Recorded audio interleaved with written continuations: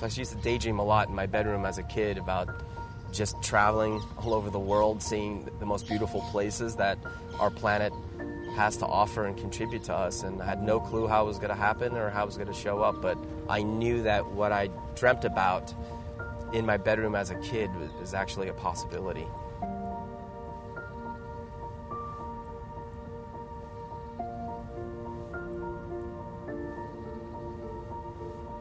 Hi, my name is Anthony Mattis. Hi, my name is Aria Mattis. Hi, my name is Elijah Mattis.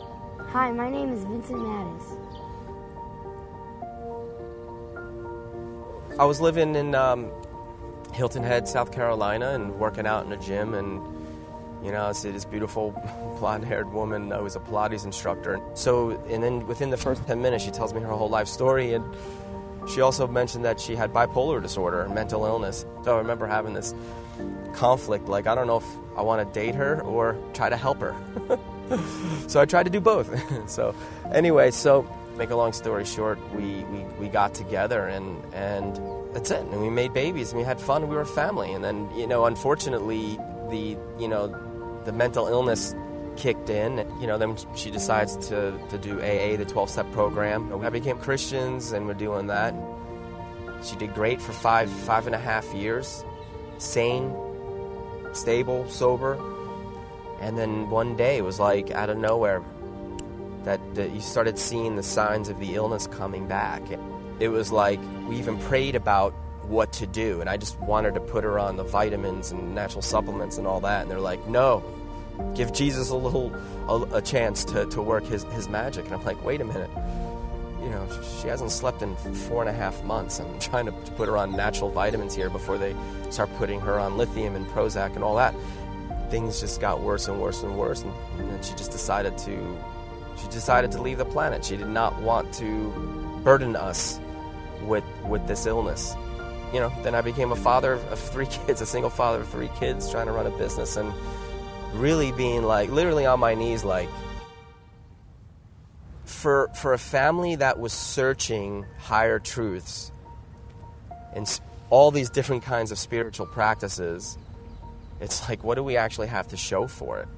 It was like nothing. I made a demand and a commitment to my life to have a whole different reality.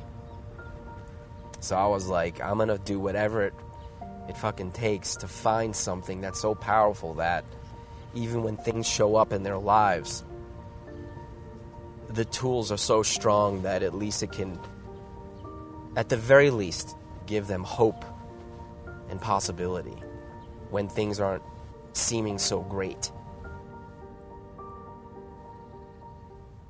I remember watching my dad when I was younger.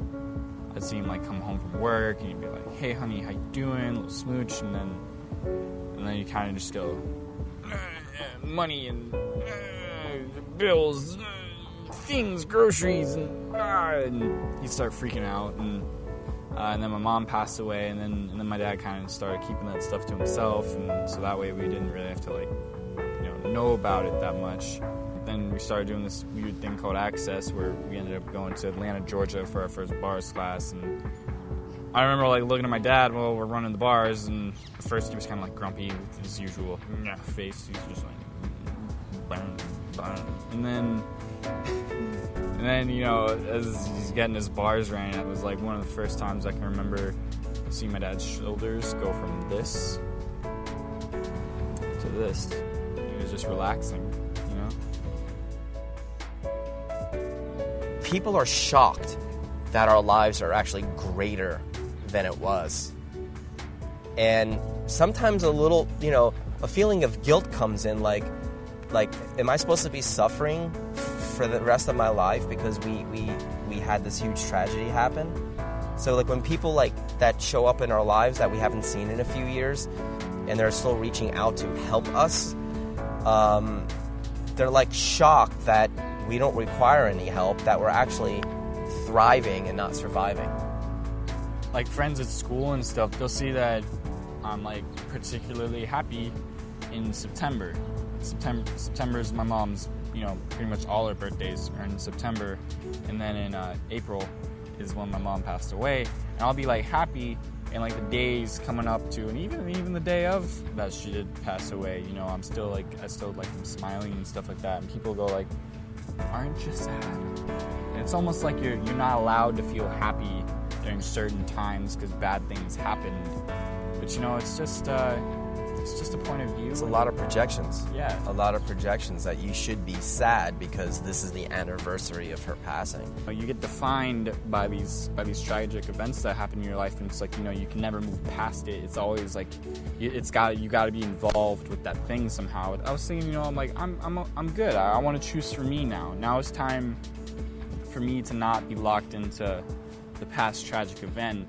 It's time for me to move past that and create my life how I choose. And there's actually a level of gratitude as well, because, you know, because we've created a life that actually is working for our family. Yeah.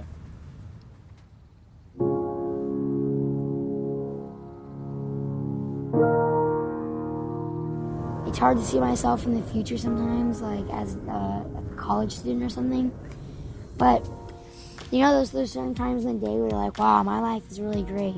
And then there's sometimes you're like, oh man, this totally sucks. Like, I wish that would be cool if it could always be, like, always having gratitude for being alive and, like, creating and stuff like that.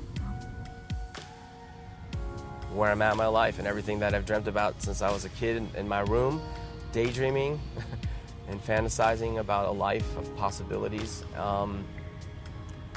You know, because of the tools of access consciousness is the reason why they're all actualizing. You know, if you were choosing for you, what would you be choosing? If you were being you, if you were truly being you, what would you choose for your life and your living?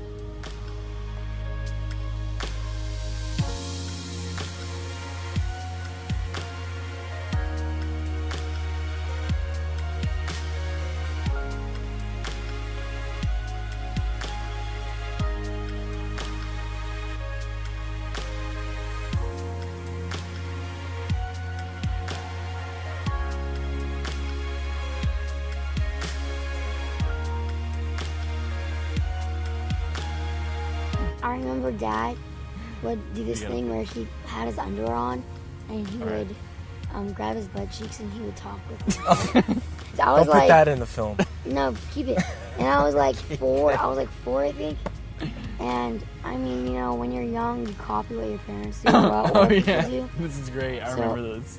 I went to school and I did it to my teacher. I said, "Hi, Miss Maria," and like with my butt, like with my pants on. But We should edit this so that one day we're going to show the blooper version, and then you have the version for the rest of the world.